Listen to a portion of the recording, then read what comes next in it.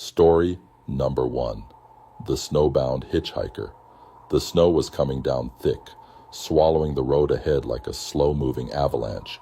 My wipers struggled to keep up, barely carving out enough visibility to make the drive manageable. It was the kind of night where no one should be out. Not on foot, not even in a car. But then I saw him. A figure stood at the side of the road, half hidden by the swirling snow. He wasn't waving for help, just standing there, watching as my headlights cut through the dark. Everything in me told me to keep driving, but there was something about the way he stood, rigid, unmoving, like he'd been waiting just for me. Against my better judgment, I slowed to a stop. The man stepped forward and, for the first time, I saw his face. Or at least I thought I did. His hood was pulled low, shadows obscuring most of his features. But his eyes, there was something wrong about them. Too dark, too hollow. He opened the passenger door without hesitation, as if he knew I'd pick him up. "Cold night," he said as he slid in. His voice was flat, like the words were more of a statement than small talk. His clothes were old-fashioned, like something out of a black-and-white photograph.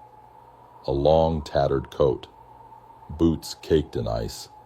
He didn't shiver, didn't rub his hands together for warmth. "Where are you headed?" I asked, trying to shake the uneasy feeling creeping up my spine. He turned his head slowly, like he hadn't considered the question before. "Just down the road." I pressed the gas, keeping one hand on the wheel, the other clenched tight on my thigh. The silence between us stretched. The snowstorm outside thickened, making the night feel endless. I couldn't shake the feeling that something was wrong. The air inside the car felt too still, too heavy, like the temperature had dropped 10 degrees the moment he got in. A few minutes passed. Then he spoke. "You shouldn't have stopped." I gripped the wheel tighter. "What?" His head turned toward me, and I swear I could feel his eyes drilling into my skull. "Most people don't." I forced a chuckle. "Guess I'm just nice like that." He didn't laugh. I kept my eyes on the road, but in my peripheral vision, I noticed something unsettling. His reflection in the passenger side window, it was off. The glass showed his silhouette, but the face wasn't his.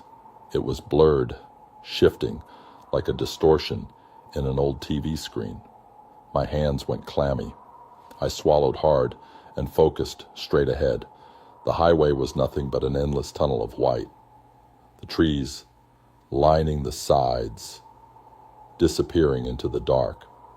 I stole a quick glance at the rearview mirror. Nothing but the road behind us. Snow covering my tire tracks almost instantly. But when I looked again, my stomach twisted. There was something in the back seat. A shape. A shadow. I whipped my head around, but the seat was empty. My heart pounded against my ribs. I had to be imagining things. The storm, the exhaustion. It was messing with my head. Then his voice cut through the silence again. "You ever hear the story?" I forced myself to keep my tone casual. "What story?" "The one about the man who picks up a hitchhiker, drives him through a storm, then realizes he's been dead the whole time." A cold sweat broke out along my neck. My fingers ached from how tightly I was gripping the wheel. "Never heard that one," I muttered. He hummed, the sound low and unnatural. "Some say the driver dies that night. Others say he just disappears." The headlights flickered.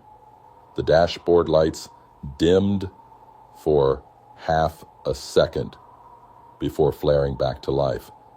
I swallowed the lump in my throat and pressed harder on the gas. "How much further do you need to go?" I asked, voice tense. He didn't answer.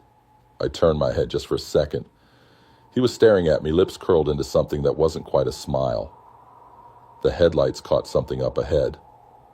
A road sign, bent at an angle from the wind. But there was something else, a car, a wreck, half buried in snow, just off the shoulder. My blood turned to ice as I recognized it. It was my car. Same make, same model, same shattered windshield.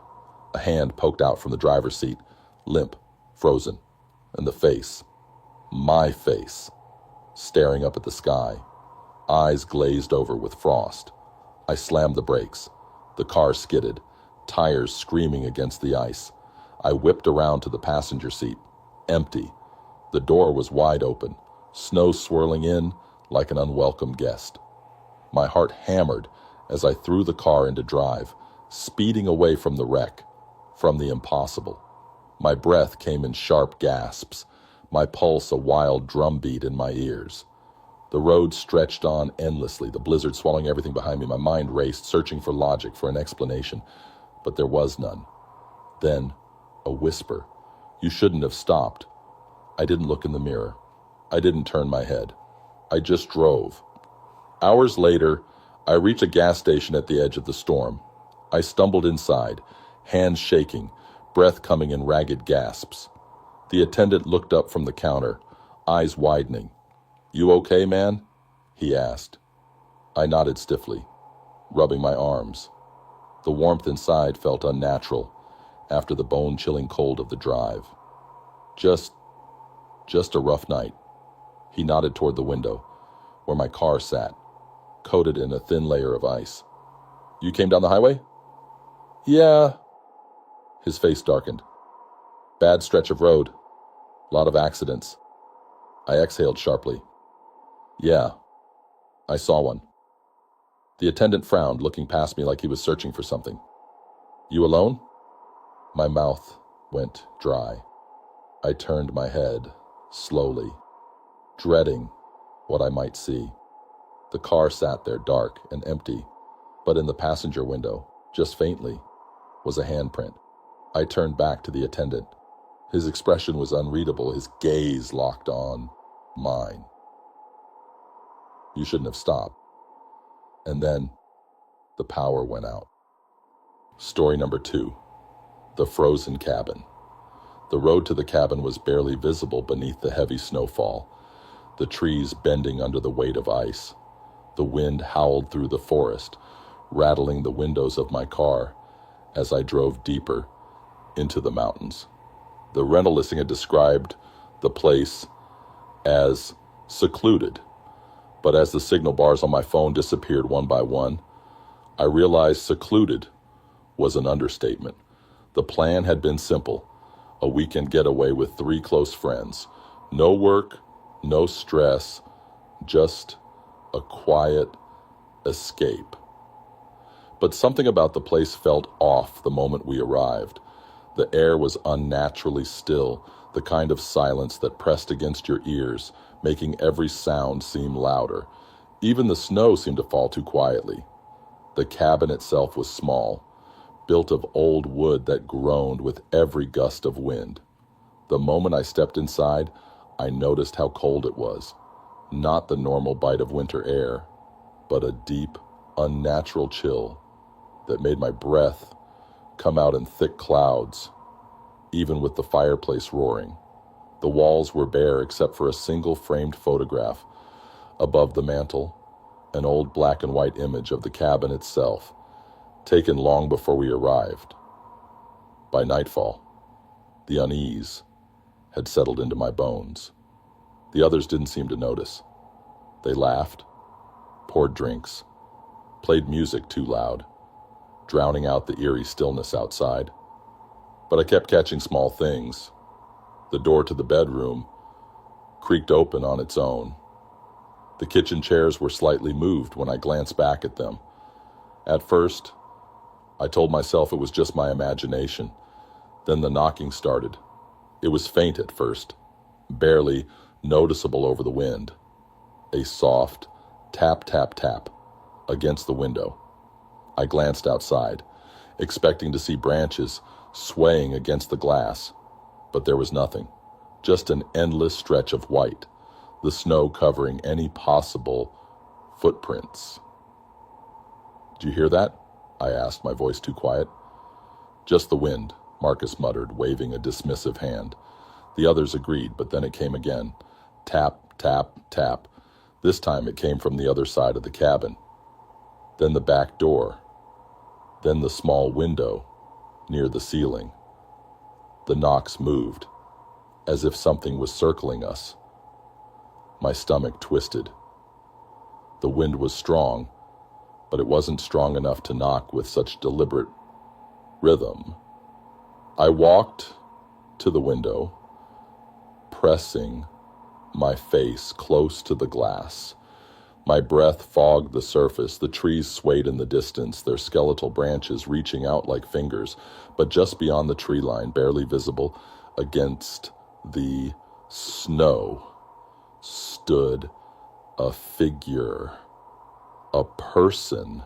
I stumbled back, my heart slamming against my ribs. There's someone out there, Marcus laughed, shaking his head. No way, who'd be out in a storm like this? I turned to the others, expecting their faces to mirror my fear. But they only looked at each other before shrugging it off. You're seeing things, Olivia said, her voice light, dismissive. I turned back to the window. The figure was gone, but the snow remained untouched. No footprints leading in or out of the woods. The night stretched on, and the temperature inside dropped further. No matter how much we stoked the fire, the cold refused to lift. At one point I swore I saw my breath fog up inside the bedroom, as if the heat from my own body was being pulled away. Then the knocking stopped. A relief settled over me, but only for a moment, because in the silence that followed I heard something far worse. Breathing, slow, shallow, coming from inside the cabin. I turned my head toward the dark hallway leading to the bedrooms. The others were in the main room with me, all accounted for. But in the dim light, I saw something move. A shadow, shifting just beyond the doorway. I grabbed my phone, fumbling for the flashlight. My fingers trembled as I aimed it down the hall. The beam flickered slightly before settling on the open bedroom door. Nothing. The room was empty, but the sheets on one of the beds were pulled back like someone had just been lying there. A whisper echoed through the room, a voice so quiet I almost convinced myself I imagined it. Don't look away. The light flickered. My breath caught in my throat. My instincts screamed at me to run, but my legs wouldn't move. Then Olivia let out a choked gasp behind me. I spun around just as she stumbled backward, her face pale, her eyes wide with horror. There's someone in here, she whispered. The air shifted, the temperature plummeting so fast my skin burned with the cold. The candles flickered violently, the flames stretching unnaturally tall before vanishing all at once, plunging us into darkness. Then the laughter started. Not ours. It came from everywhere. A low, guttural chuckle that seeped from the walls, from the floorboards, from the very air around us. My skin prickled. My heartbeat thundered in my ears. Then came the whisper. You shouldn't be here. The front door slammed open with a force that sent a blast of icy wind through the room. Without thinking, I grabbed Olivia's wrist and ran. Marcus and Ethan followed, their footsteps pounding against the wooden floor as we burst out into the storm.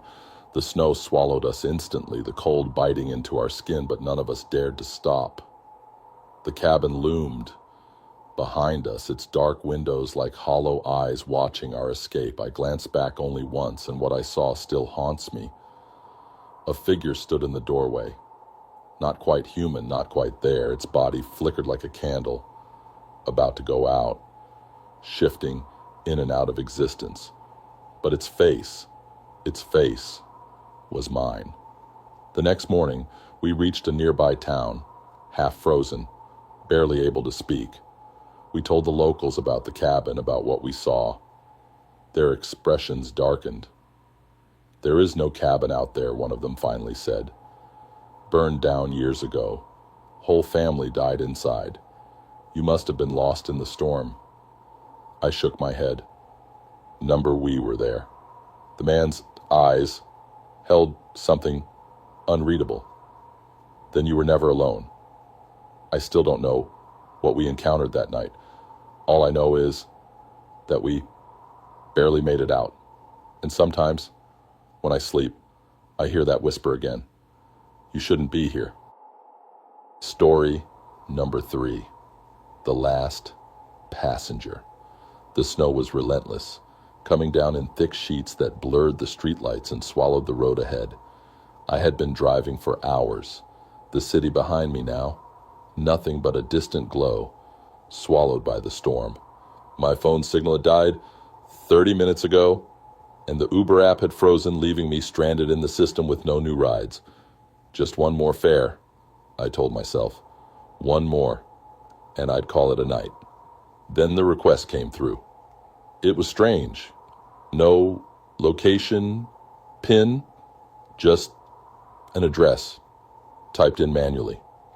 A gas station on the outskirts of town, surrounded by nothing but empty fields and the black outline of trees buried in the snow. The pickup time said now, as if they had been waiting. I almost ignored it, but something about the silence in my car, the creeping unease of the empty roads, made me hesitate.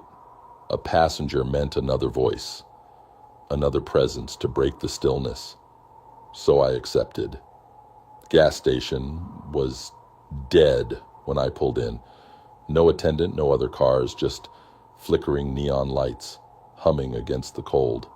The air outside was thick with falling snow, making the world seem smaller, quieter. And then I saw her.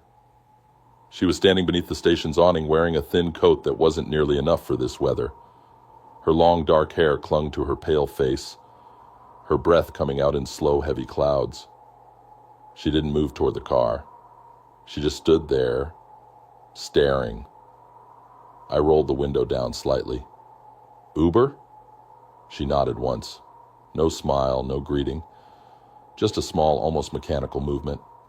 I unlocked the doors, watching her closely as she slid into the back seat. "Where are you headed?" I asked, pulling back onto the road. A pause.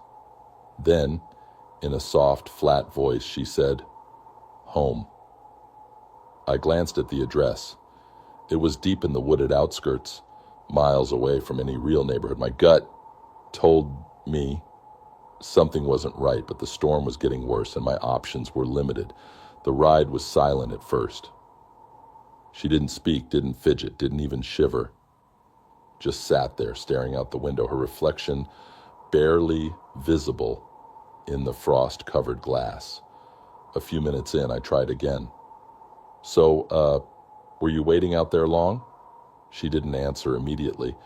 Then, barely above a whisper, she said, "A while." Her voice sent a strange chill down my spine.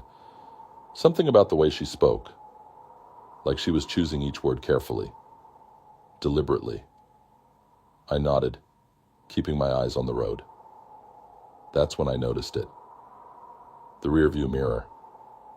I could see her sitting there, clear as day. But her reflection, it was wrong.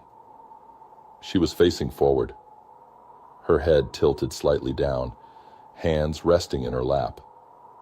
But in the mirror, she was staring directly at me. My grip on the wheel tightened. The road stretched on endlessly, swallowed by the storm, but I could feel her eyes on me, watching, waiting. The temperature inside the car seemed to drop. My breath started fogging up, despite the heater blasting at full power. My fingers ached from the cold, and the steering wheel felt like ice beneath my touch. Then she spoke again. "Do you believe in ghosts?" I forced a chuckle, though my voice came out strained. "That's a weird question." She didn't react, just kept watching me through the mirror, unblinking. "They say," she murmured, "that Sometimes the dead don't know they're dead, that they keep going, reliving the same moment over and over. The words sent a deep, crawling unease through my chest. I swallowed hard, forcing my eyes to stay on the road. Yeah, I've heard that before. She tilted her head slightly. Do you think you would know if you were one of them? Something about the way she said you, as if she meant it specifically, directly made my skin prickle. My heart pounded against my ribs. Then something moved, not her, something behind her. A shadow flickered in the rearview mirror just for a second. A dark shape shifting in the back seat. My pulse slammed in my ears. I whipped my head around. Nothing. She was alone. I sucked in a sharp breath, turning back to the road. My knuckles were white against the steering wheel. I think you missed the turn. Her voice was soft, almost amused. I blinked. The road ahead was unfamiliar. Tall trees loomed on either side, heavy with snow. But that didn't make sense. I had been following the GPS exactly. I glanced at my phone. The screen was black. Dead. My throat was dry. I don't think... A whisper from the back seat. Not her voice. I felt it more than heard it. Breath against my ear, the faintest brush of sound. My entire body went rigid. My hands shook as I forced myself to look in the mirror. And that's when I saw it. A second face behind hers, pale, twisted, grinning too wide, eyes black, empty, hungry. Its mouth moved soundlessly, whispering words I couldn't hear. I slammed the brakes. The car skidded, tires screaming against the ice. My breath came in ragged gasps as I whipped around, expecting something. But the back seat was empty. The door was open. Snow blew inside, swirling around like grasping fingers. I stumbled out, my heart slamming against my ribs, looking around frantically. The storm had swallowed everything. No footprints, no sign of her, just the empty road, stretching into the dark. I didn't sleep that night. I barely made it home, my body running on pure adrenaline and terror. The next morning, I checked the app, desperate to prove that I had imagined it all, that I had actually picked someone up. But there was no record of the ride. No trip history, no last passenger. For days, I couldn't shake the feeling of being watched. I'd catch glimpses in mirrors and windows, shadows, reflections that didn't match. And sometimes, when I drive alone at night, I hear it again. That whisper. Close, right behind me. And the worst part? My rearview mirror still shows an empty back seat. But sometimes, I see the breath marks on the glass. Story number 4. The basement below. The house was silent when I arrived, wrapped in the suffocating stillness of winter. Outside, the snow piled up against the porch steps, swallowing the road behind me. The storm had settled in for the night, thick and relentless, isolating me from the rest of the world. I had agreed to house sit for my friend David while he was away, thinking it would be easy money, a warm place to stay, some food in the fridge, and a paycheck at the end. But as I stepped inside, I felt it immediately, that deep, unshakable sense that I wasn't alone. The air inside was stale, heavy with the scent of old wood and something else, something faintly metallic. The house wasn't ancient, but it had that unsettling quality, like the walls had absorbed too much history. I dropped my bag by the door, rubbing my hands together to chase away the cold that seemed to linger in the air, despite the heating. Then I heard it. A low, rhythmic thudding, slow, distant, coming from below. I froze, my ears straining. The house was supposed to be empty. David hadn't mentioned anything about pipes knocking or strange noises, and yet the sound was unmistakable, Something was moving beneath my feet. I swallowed hard and shook it off. Old houses made noise. Pipes settling wood. Maybe even rats in the walls. I forced myself to ignore it, moving to the kitchen to make some tea. The kettle hissed, filling the space with steam, and for a moment, I let myself relax. Then, the basement door creaked open. I nearly dropped the mug. Slowly, I turned. The door was open just an inch, revealing the pitch black descent beyond. I knew I had closed it when I arrived. My fingers tightened around the edge of the counter as I stared at it, my pulse hammering in my ears. Then from below, the sound came again. Thud, thud, thud. My breath hitched. This time it was louder, closer. It wasn't the sound of pipes, it was the sound of footsteps. I told myself to be rational. Maybe a draft had pushed the door open. Maybe it was an old heating system knocking against the foundation. But deep down, I knew better. Slowly, I walked toward the basement door. My footsteps felt deafening against the wooden floor. I hesitated before reaching out, pressing my palm against the door to push it shut. Then, I heard the breathing. Slow, labored, just beyond the threshold, down in the darkness. I stumbled back, my heart slamming against my ribs.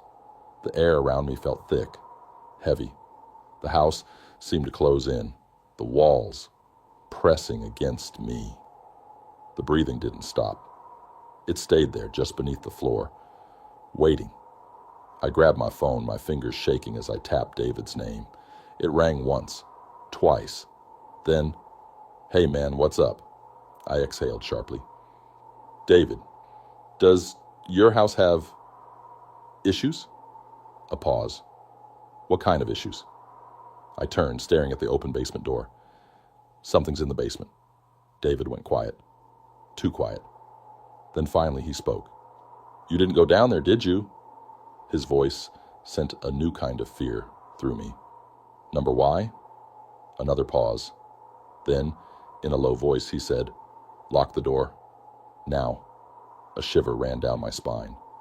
"David, what the hell is going on?" His breath was shaky. "I don't know. I just lock it. Don't go down there, no matter what you hear."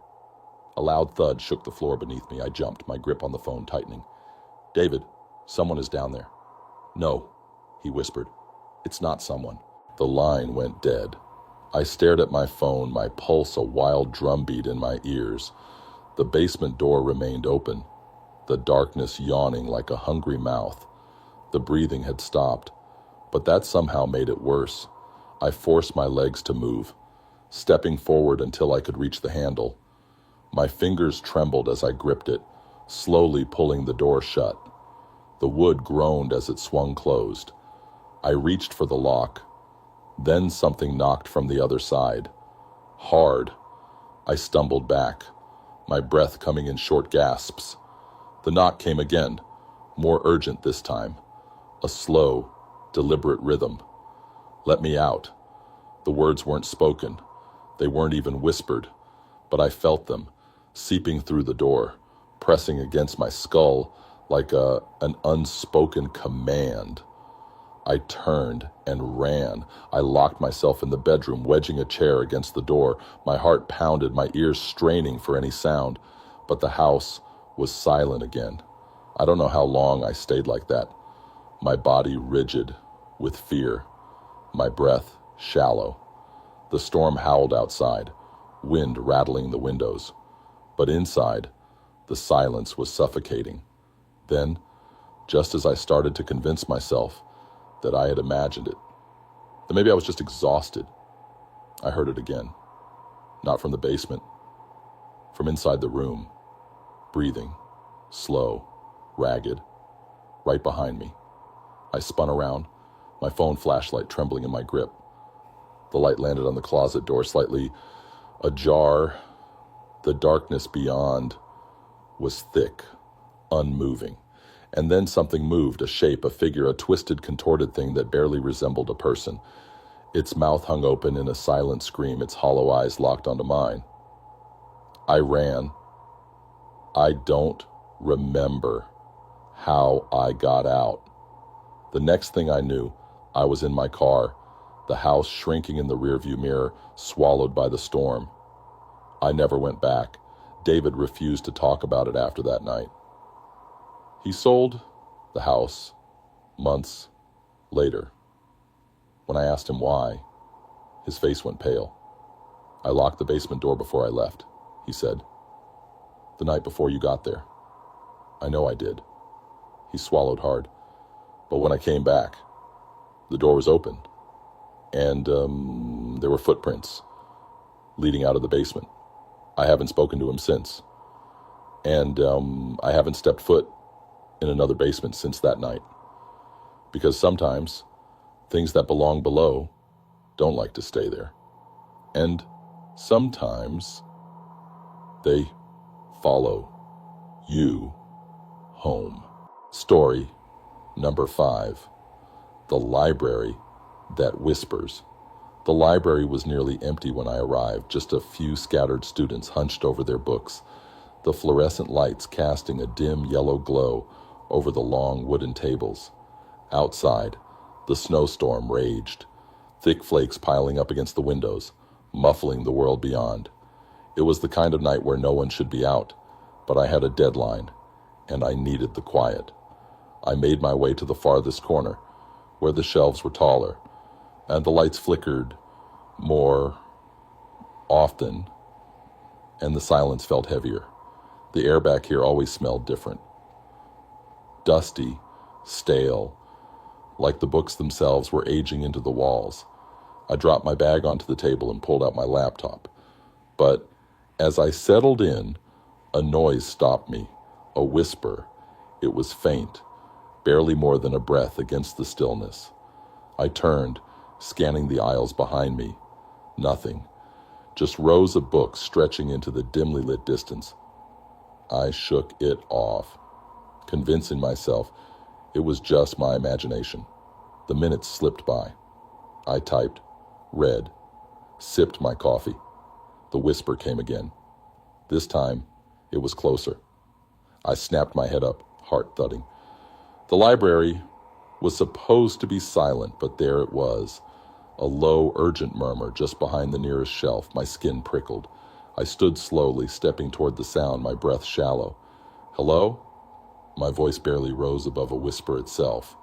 No response, just books, just silence. Then something shifted.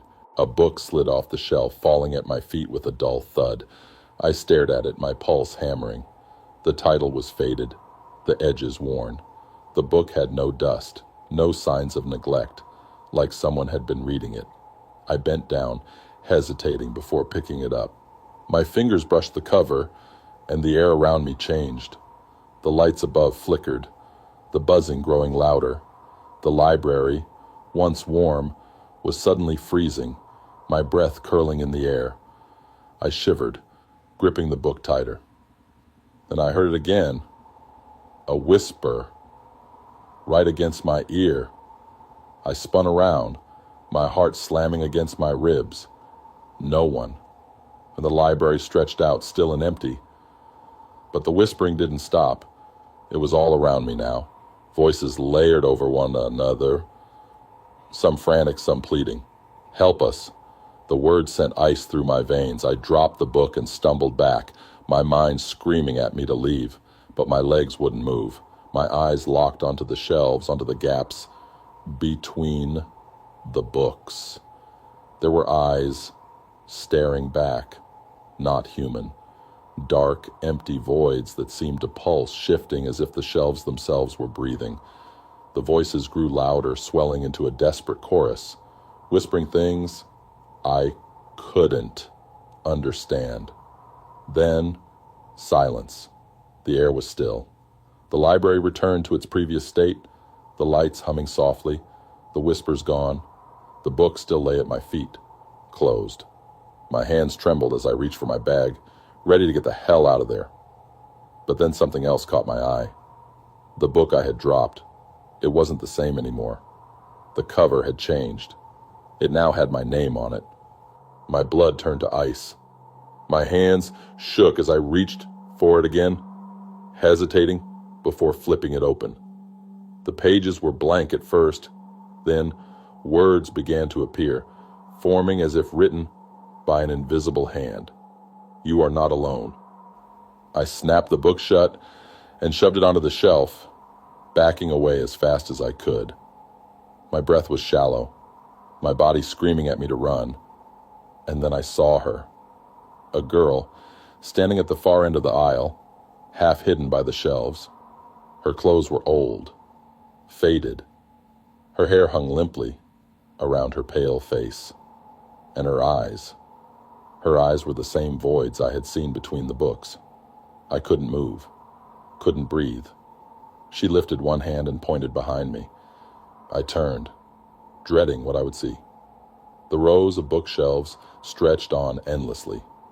Too many. More than there had been before. The library had changed. The exit was gone. A slow, creeping dread settled in. The whispers returned, now playful, taunting. The books around me began to move, shifting on their own, sliding from the shelves like unseen hands were reaching for me. I bolted. My footsteps pounded against the floor as I sprinted between the aisles, the shelves twisting, stretching. Every time I turned, the rows realigned, blocking my path. The lights flickered, and I could hear them now, the voices, the whispers, the laughter. Then, up ahead, I saw the front desk, the exit. My breath came in ragged gasps as I ran for it, my vision blurring. Just a few more steps. Something grabbed my wrist. I let out a strangled cry, twisting away. Cold fingers, too long, too thin, slid off my skin as I stumbled forward, crashing into the desk. And suddenly, it was over. The library was normal again. The lights were steady, the books in place. The snow outside still fell in thick waves, tapping against the windows.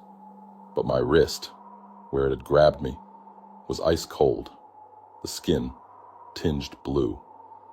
I didn't look back. I grabbed my bag and ran into the storm, the library door slamming shut behind me. I never went back, never spoke about it. But sometimes, when I pass by that place, I see it. A book, propped up in the window display. The title changes every time, but the meaning is always the same. Come back. Story number 6. The Watcher in the Fog. The road ahead was barely visible, swallowed by the thick wall of fog that clung to the earth like a living thing. The snow had stopped, but the air was heavy, thick with moisture that turned my headlights into a useless, hazy glow. I'd been driving for hours, the highway stretching endlessly before me, each mile blending into the next. It was late, too late, but I just wanted to get home. The silence inside my car was suffocating. The radio had started crackling an hour ago, the signal cutting in and out. And eventually, I turned it off.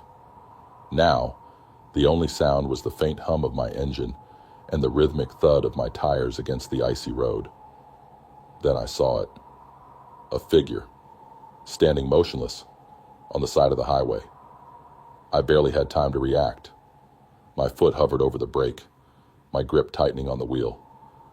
The person didn't move, didn't wave for help, just stood there, half hidden by the swirling mist. As my car rolled past, my headlights swept over them for just a second. It was a man, tall, thin, his clothes ragged and stiff with ice. His skin was pale, too pale, but what sent a jolt of cold terror through me was his face, or rather the lack of one. There were no features, no eyes, no nose, no mouth, just smooth, frozen skin stretched over bone. I slammed the gas pedal, my heart hammering. The figure disappeared into the fog behind me, swallowed up as if it had never been there. My breath came in sharp, shallow gasps, my fingers ice cold against the wheel.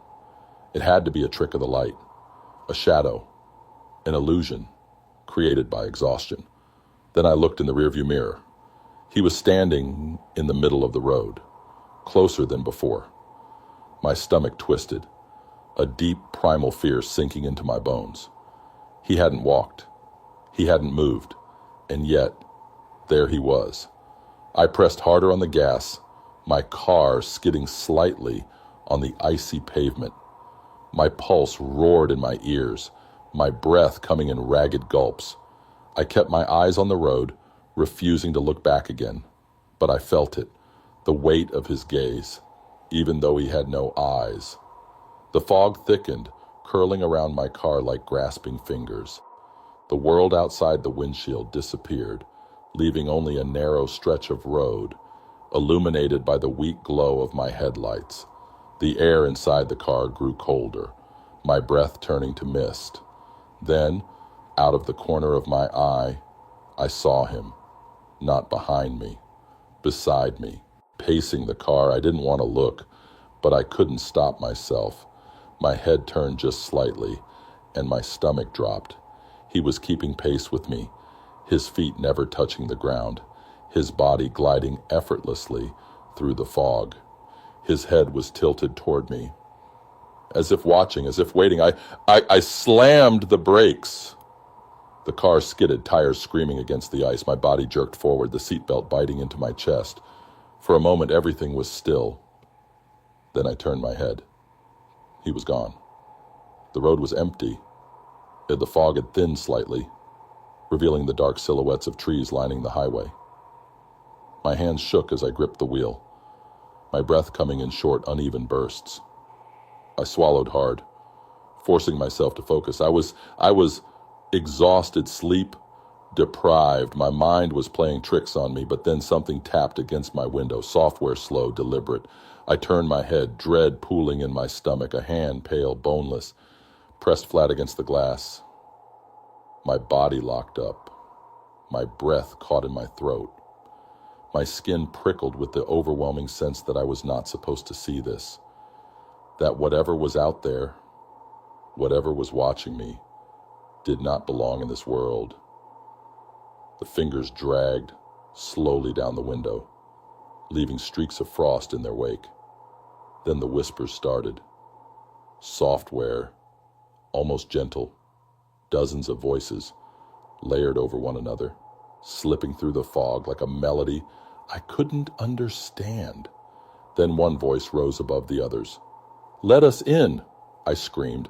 I don't remember hitting the gas. I don't remember driving.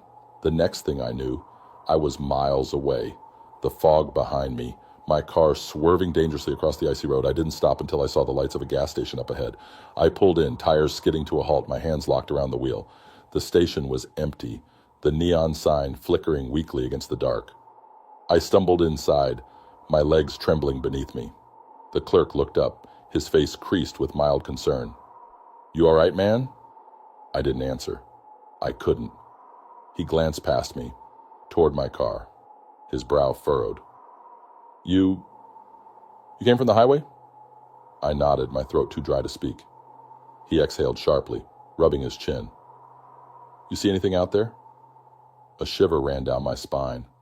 I forced myself to meet his eyes. "Why?" He hesitated, then leaned in slightly. His voice was lower now, cautious. "People see things out there sometimes. Shadows in the fog. A man standing on the road." My blood turned to ice. "You've seen him?" The clerk shook his head. "Not me. But my brother did." His eyes darkened. "He didn't come back." A long silence stretched between us. The hum of the fluorescent lights overhead buzzed in my ears. Then, from outside, something knocked against my car window. Software, slow, deliberate. The clerk paled, his face draining of color. His gaze lifted over my shoulder toward the glass doors leading outside. I turned. The fog had returned, and standing just beyond the reach of the station's flickering lights was him. Story Number 7. The Forgotten Guest. The lodge sat deep in the mountains, buried in a thick layer of snow that stretched for miles in every direction. It was the kind of place you booked when you wanted to get away from everything. No traffic, no noise, just endless white wilderness. The rental ad promised warmth, comfort, and isolation. It was exactly what we were looking for. We arrived just before sunset, 5 of us packed into one car, our luggage stuffed in the trunk. The drive had been long, the winding roads is barely visible under the growing storm. But the lodge was beautiful. Rustic, wooden walls, large windows overlooking the trees, a fireplace already stacked with wood. The host had been kind enough to leave the heater running, so the place was warm when we stepped inside, shaking the cold from our bodies. There was a note on the dining table next to a bottle of wine and 5 glasses. Welcome. Enjoy your stay. 6 guests booked for the weekend. Please check in at the front desk on departure. We laughed about it. Just a typo, we figured. There were 5 of us, not 6. But as the night went on, that tiny mistake started to feel less like an error and more like a warning. The first sign came when Ethan went to get firewood. He stepped out onto the porch, leaving the door open just a crack. A gust of wind pushed it wider, sending a sharp chill through the room. That's when Olivia swore she saw something. There's someone out there. We turned to look, but all we saw was the snow. The trees swayed in the wind, their dark branches scratching against the sky. Ethan came back a minute later, stomping the snow for his boots. "What?" he asked, seeing the look on Olivia's face. "Nothing," she muttered, shaking her head. "Thought I saw something." The second sign came an hour later. We were gathered around the fire, drinking, playing cards, laughing about the storm raging outside. That's when I noticed it. The chairs around the dining table. There were 6. I didn't remember setting them all up. I didn't remember pulling out the extra one. But there it was, tucked neatly against the table, as if someone had been sitting there the whole time. My stomach twisted, but I said nothing. The third sign came just past midnight. The power flickered, just for a second. A brief pulse of darkness that swallowed the room before the lights returned, casting long, flickering shadows against the walls. That's when Olivia gasped. "What?" Ethan asked. She pointed toward the hallway leading to the bedrooms. Someone was just standing there. We turned. Nothing.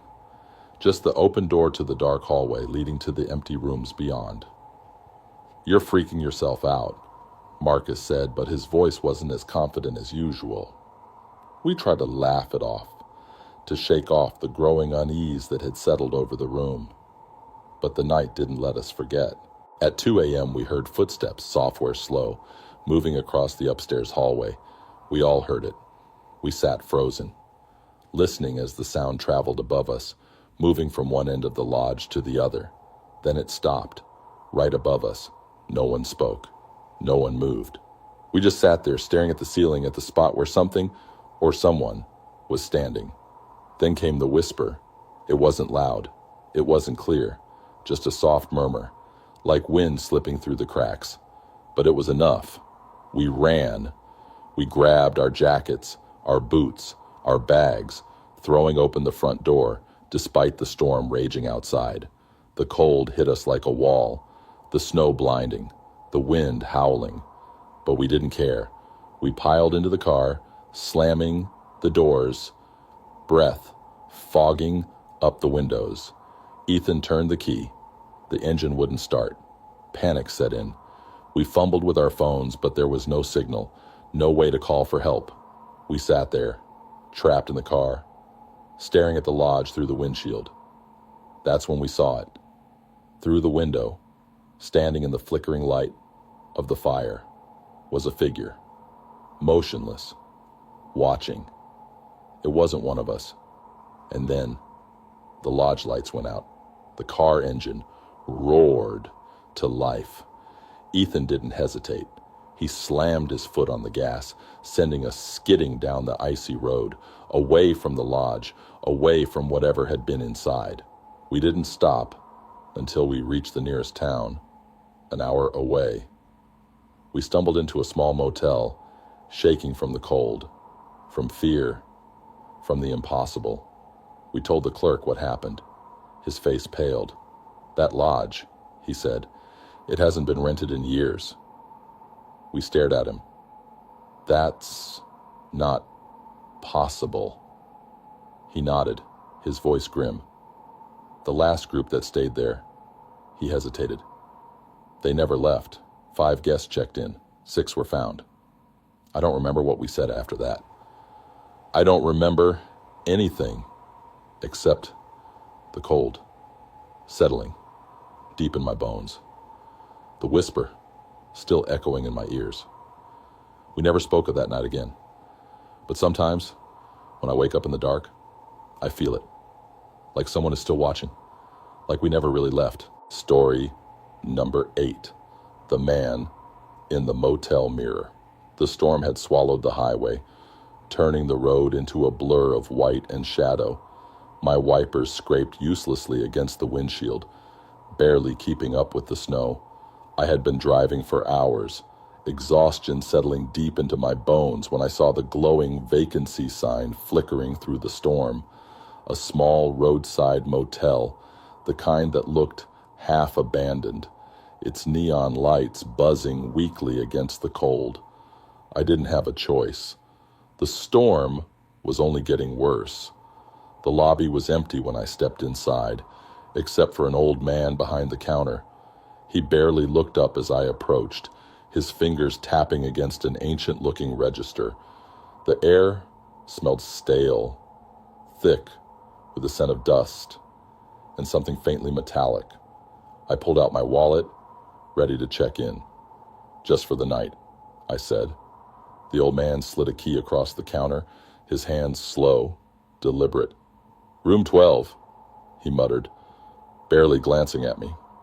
Then, as I turned to leave, he added, "Don't look in the mirror." I stopped, turned back. "What?" But he had already turned away, staring at the small, static-filled television in the corner of the room. I waited for him to say something else, but he didn't. The air in the lobby felt heavy, pressing against my skin. Finally, I shook it off and headed for my room. Room 12 was at the very end of the hall. The carpet was worn, the walls yellowed with age. I unlocked the door, stepping into the freezing air of the small, dimly lit space. The heater rattled weakly in the corner, doing little to push back the cold. A single bed, a desk, a bathroom door slightly ajar, and on the wall, opposite the bed, a large rectangular mirror. I thought about what the old man had said. Don't look in the mirror. It was a stupid thing to say. A joke, maybe. A way to mess with the weary traveler stuck in a snowstorm.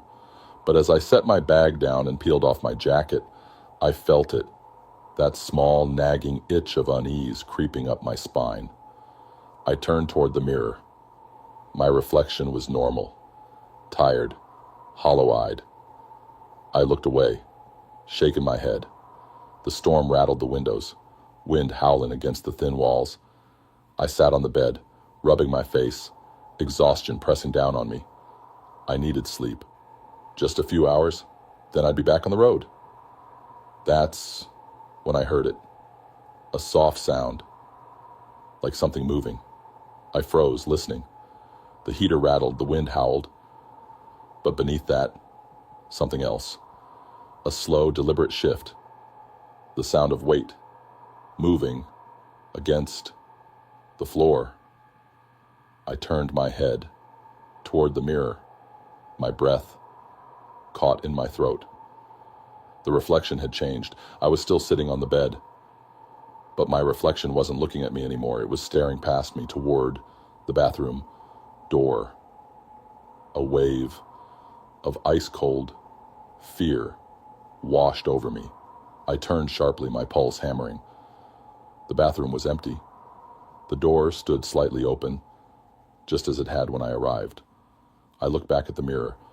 My reflection was watching me again.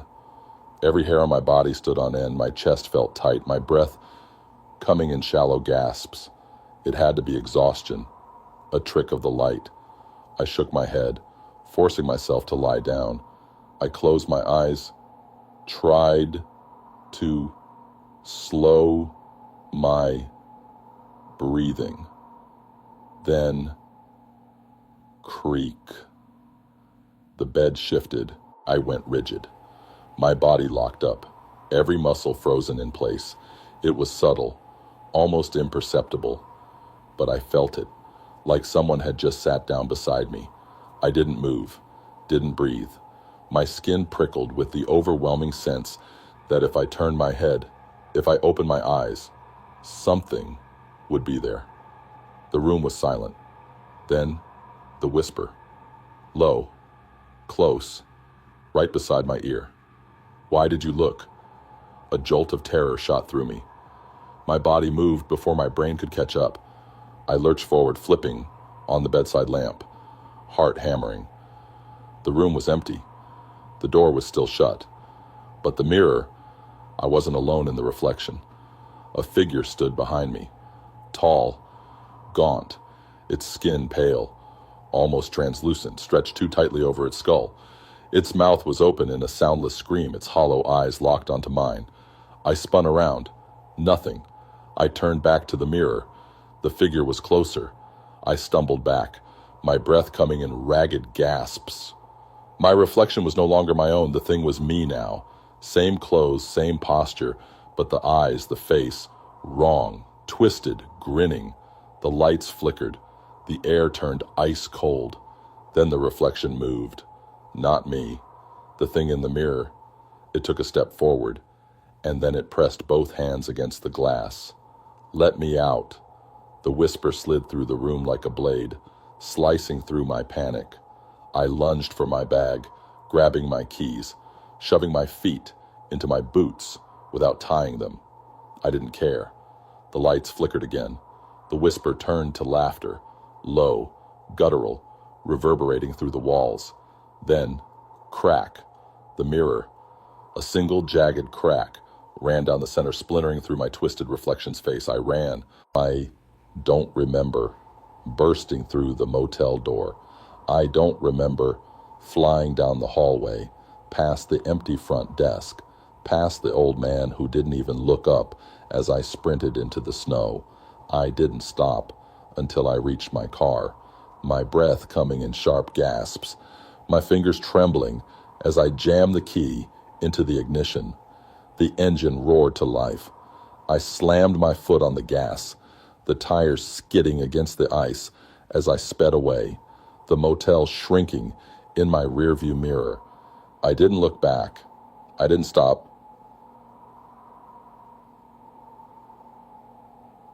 The next town, shaking so hard I could barely speak. I checked into another motel, one with bright lights and no mirrors in the room. I barely slept. The next morning I searched for that motel online. Nothing came up. No listing, no address, like it had never existed. But when I checked my back seat, in the reflection of the motel window, there was a single jagged handprint on the glass, pressed from the inside. Story number 9, The Silent Caller. The gas station was dead silent, the kind of quiet that made the ticking clock on the wall sound deafening. Outside, the storm had buried the world in white, the snow piling up against the glass doors, making it look like no one had been here in years. I was on the night shift, alone, as usual. It wasn't a busy station, just a forgotten stop on a desolate highway, the kind of place people only pulled into when they were desperate. The heater rattled weakly behind the ice, the counter, barely keeping the cold at bay. My coffee had gone lukewarm, and the security monitors flickered lazily, showing empty aisles and a parking lot swallowed by snow. Nothing but endless, frozen quiet. Then the phone rang. It startled me, the sudden shrill noise cutting through the silence like a knife. I frowned, glancing at the old landline mounted on the wall. No one ever called this phone. It was just there, collecting dust, meant for emergencies. But it kept ringing. Reluctantly, I picked it up. Hello? Silence. Not static. Not breathing. Just nothing. I waited a few seconds, then hung up. Probably a deadline, I figured. Maybe the storm had messed with the wires. I rubbed my arms, trying to shake the creeping unease that had settled over me. 5 minutes later, it rang again. I hesitated before answering this time. Gas station. Again. Nothing. Just that empty, suffocating silence. I exhaled sharply, my nerves starting to fray. Look, if this is a joke, it's not funny. Still, no answer. Then, just as I was about to hang up, there was a faint sound, a whisper. I couldn't make out the words, but I heard it. Soft, distant, like someone speaking from the other end of a long tunnel. My stomach twisted. The whispering stopped, and the line went dead. I placed the phone back on the receiver, my hand slightly unsteady. The store felt different now, like the air had thickened, pressing against my skin. I glanced at the security monitors. The aisles were empty. The parking lot was still a snowy wasteland. But something felt wrong. Then the phone rang again. I didn't want to answer, but I did. Hello? The whisper returned. Louder this time. Urgent. The same faint, hurried murmuring, just out of reach. I strained to understand, but it was like listening to someone trapped behind thick glass. Then, finally, a word broke through. Outside. I shivered, my eyes flickered to the monitors again. Still nothing, just the endless storm. Then the power flickered. For a brief second, the store went completely dark. The hum of the lights died, the heater rattled, and the security monitors shut off. My breath caught in my throat. Then, just as quickly, the power returned. The lights buzzed back to life. The heater groaned. The monitors blinked on. And that's when I saw him. A figure, standing just outside the glass doors. My heart lurched into my throat. He hadn't been there a second ago. He was facing the store, motionless, his head tilted slightly downward like he was staring at the ground. He wore a long coat, stiff from the cold, the hood pulled up, shadowing his face. I swallowed hard. The phone slipped from my hand, hitting the counter with a dull clack. I turned my gaze back to the monitors, my pulse hammering. The figure hadn't moved. I forced myself to breathe. Maybe he was just a traveler caught in the storm. Maybe his car had broken down. I took a shaky step toward the door. Sir, do you need... The lights flickered again, and he was gone. My breath hitched. I whipped my head toward the monitors, scanning the parking lot, the road, the snow-covered gas pumps. Nothing. No footprints, no sign that anyone had been there at all. A cold dread settled deep in my gut. I backed away from the door, my hands shaking. Then the phone rang again. I didn't answer. I just stared at it, my chest rising and falling in uneven breaths. The ringing stopped. The silence stretched. Then, from outside, a knock, software deliberate, right against the glass. I turned slowly. There was no one there. The knock came again. 3 slow taps. I backed away, my entire body screaming to run, to get out, but my legs wouldn't move. My gaze flickered to the monitors, and that's when I saw it. The cameras had changed. Instead of showing the aisles, the parking lot, the store, every single screen was showing the same image. A close-up of my own back. I spun around, heart slamming against my ribs. No one was there. But the air was different now. The silence wasn't empty anymore. It was waiting. The phone rang again. This time, I didn't hesitate. I grabbed it with a shaking hand, pressing it to my ear. I didn't speak, but it did. Behind you. The lights cut out. The store was swallowed in darkness, and something breathed right next to my ear. Story number 10. The abandoned tunnel. The snowstorm had swallowed the road behind us, turning the world into an endless blur of white. The only thing visible ahead was the mouth of the tunnel, a gaping black void carved into the mountainside. We had been driving for hours, the winding roads barely visible beneath the fresh snowfall, when we saw it, an old railway tunnel, abandoned, its entrance half buried in ice. Ethan was the first to suggest stopping. "It looks like a shortcut," he said, peering at the barely visible tracks leading inside, or at least a good place to wait out the storm. Something about the tunnel made my skin crawl. It was too quiet, too still. The snow wasn't even falling near its entrance, as if the air itself avoided going inside.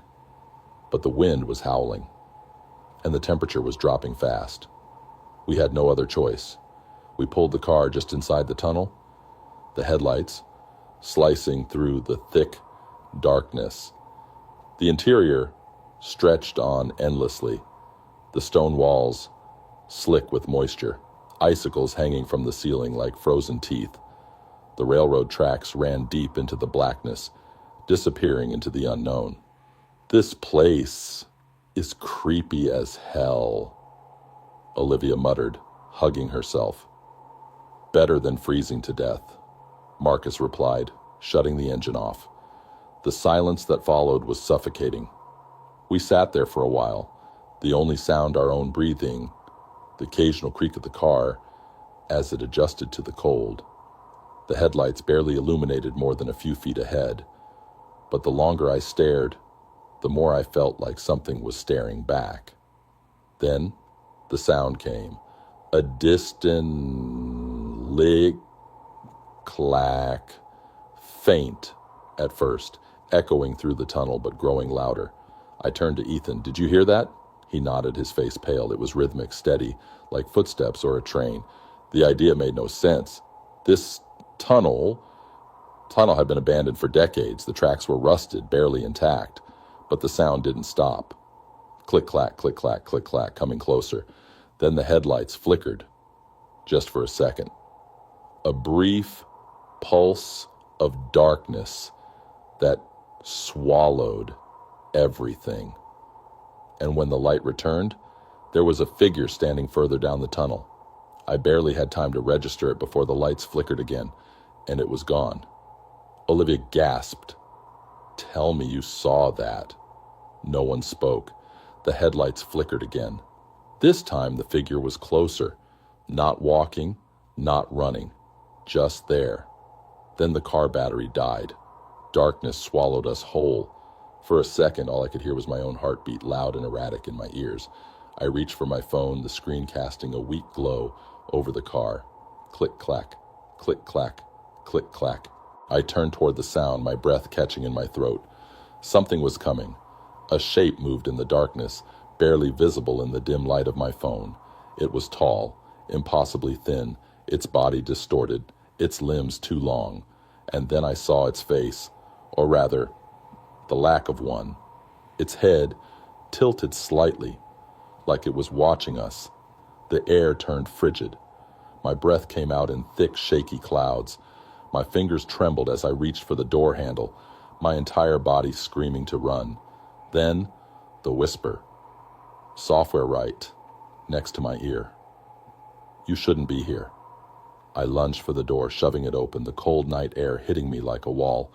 The others scrambled out after me, their breath sharp, ragged. The tunnel groaned. The walls trembled. And then, deep in the darkness, a train horn, long, haunting. Olivia grabbed my arm. "That's not possible," she choked. The wind howled through the tunnel, a sound so unnatural it made my skin prickle. Then, in the distance, lights flickered on. Not ours. They were headlights, coming fast. A train, an impossible train. The ground vibrated beneath us. The air filled with static, a low hum that made my teeth ache. The tunnel seemed to close in, the darkness thickening, suffocating. "We have to go!" Ethan shouted. We ran. The snow outside was blinding, but I didn't care. I stumbled forward, lungs burning, every instinct screaming at me to get out. Behind us, the sound of metal screeching against metal roared through the tunnel. A train's whistle, long and deafening, filled the night. Then, silence. We didn't stop running until we reached the road. When I finally turned back, the tunnel was dark again. Still. No train. No sound. Just a gaping void in the mountain, untouched by time. The car was still inside, but I wasn't going back for it. We never spoke about that night again. It's our told what we saw. But sometimes, on cold winter nights, when the wind howls just right, I swear I still hear that whistle. Calling me back. Story number 11. The wrong house. The snowstorm had turned the roads into an endless white void, erasing any sense of direction. My phone had lost signal miles ago, and my GPS had frozen on the last set of directions before the screen went completely black. I was lost. My hands tightened around the wheel. My breath fogging up the windshield, despite the heater running full blast. I needed to find shelter. Fast. That's when I saw it. A house, standing alone in the middle of the storm, its porch light flickering weakly against the wind. It wasn't on the map. There were no signs, no roads leading to it, just a narrow driveway, barely visible beneath the thick layer of snow. But it was my only option. I pulled in slowly, the tires crunching against the ice. The house looked old, but not abandoned. The windows were dark, the curtains drawn, but the porch light suggested someone was home. I hesitated, my gut twisting with unease. Something about the place felt off, but the cold gnawed at my bones, and I had no choice. I stepped out of the car, pulling my coat tighter around me as the wind howled through the trees. The front steps groaned under my weight. I raised my fist and knocked. No answer. I knocked again, harder this time. Still nothing. I tried the door. It opened. The air inside was warm but stale, carrying the scent of old wood and something else, something faintly metallic. The living room was neat, the furniture arranged as if expecting guests, but there were no signs of life. The fireplace was cold, the kitchen dark, but something was wrong. There were coats hanging by the door, shoes by the mat. Someone lived here. Hello? My voice barely carried through the house. Silence. I stepped further inside, the floorboards creaking beneath me. The walls were lined with framed photographs, but as I looked closer, my stomach twisted.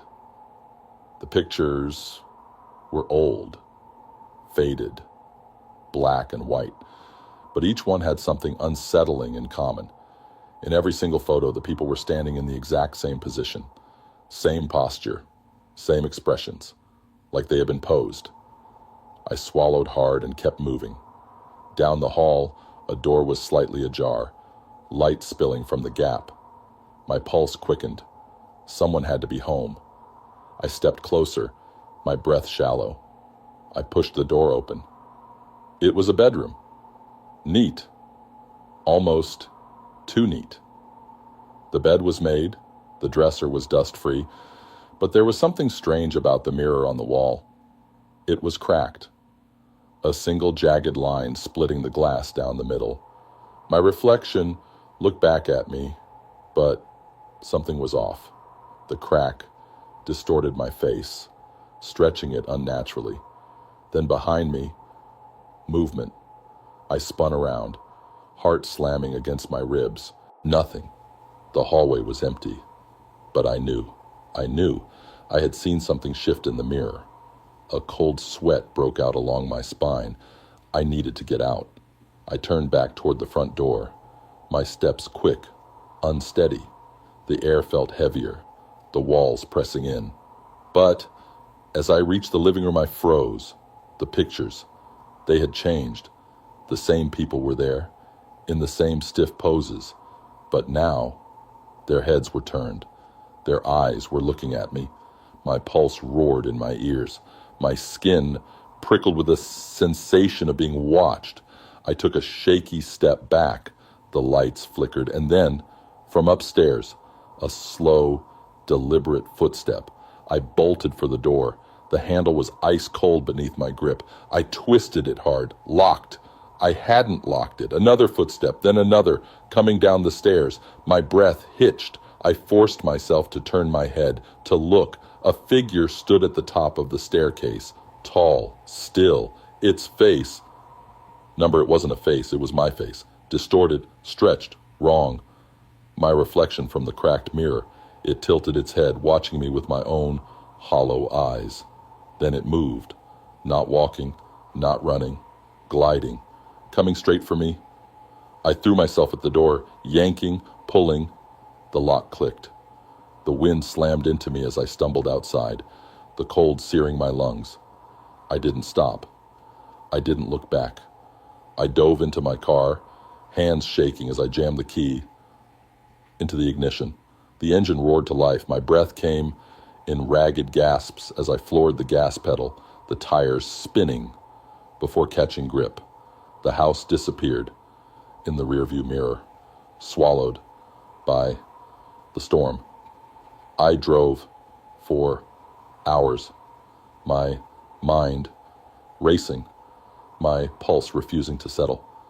When I finally reached the next town, I pulled into a gas station, my hands still trembling as I gripped the wheel. The attendant looked up as I stumbled inside, my face pale, my breath uneven. "You all right, buddy?" he asked. I swallowed hard. I stopped at a house up the road. Needed shelter. His face darkened. "What house?" "The one just off the highway. Had a porch light on. Looked, lived in." The man's expression turned to something unreadable. He exhaled slowly. "That house burned down 50 years ago." I stared at him. "No," I whispered. "I was just there." He shook his head. "You went to the wrong house." My stomach dropped. And then, behind me, in the gas station window, a reflection. Not mine. Watching. If you made it this far, you're officially braver than most. But tell me, have you ever experienced something unexplainable? A moment that sent chills down your spine? Share your horror stories in the comments. I'd love to read them. And if you enjoyed this terrifying tale, don't forget to like the video and subscribe to the channel for more chilling stories. Hit the bell icon so you never miss what's coming next. Also, check out the videos appearing on your screen right now. You won't want to watch them alone. Stay safe and keep the lights on.